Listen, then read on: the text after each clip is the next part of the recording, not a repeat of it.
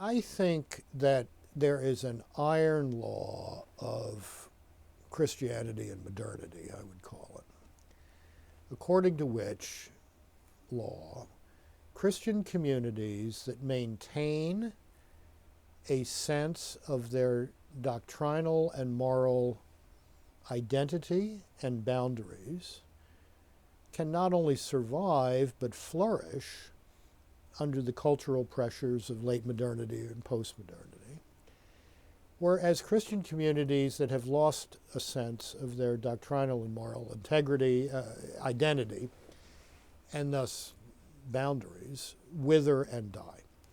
I don't know of any exception to that rule if you survey the entire Christian world.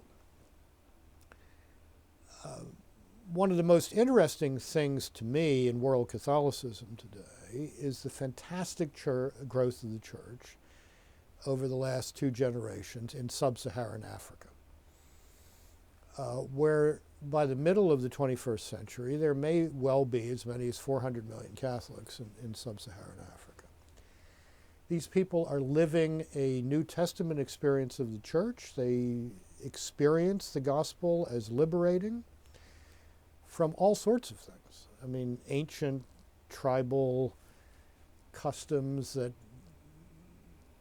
made women into chattels, a spirit world that was very hostile and manipulative. Gospel comes as real liberation into that kind of an environment. And African Catholicism is going to produce many great Catholic leaders in the 21st century. In fact, it already has. I think the same thing is true if you look at Catholicism in the United States. Very few people talk about this, but we are living in a kind of golden age of Catholic campus ministry in the United States. And I don't mean just on Catholic colleges and universities. I mean on state universities, in the Ivy League, in the heart of the woke world.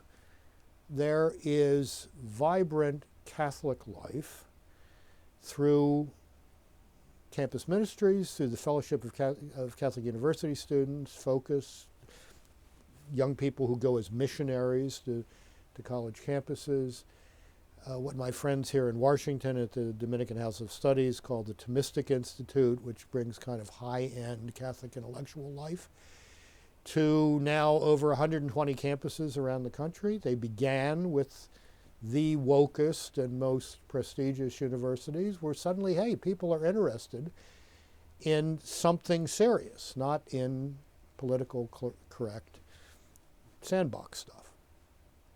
So that's, and this is all this dynamic orthodoxy of John Paul II and Benedict XVI. It is not Catholic light. Catholic light is going nowhere.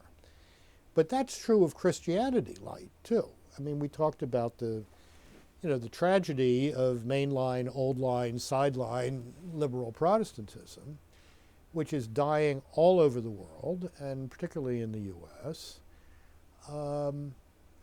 and the vibrancy of the evangelical world, where there is a sense of distinctive Christian identity and moral, what makes for righteous living. So it's an ongoing struggle. The cultural headwinds are pretty severe right now for all Christian Orthodox communities, Orthodox Christian communities. But the product, if you will, that seems to sell, that seems to attract, is the gospel in full. It's not the gospel reconfigured to meet the passions of the New York Times editorial board. That's going nowhere.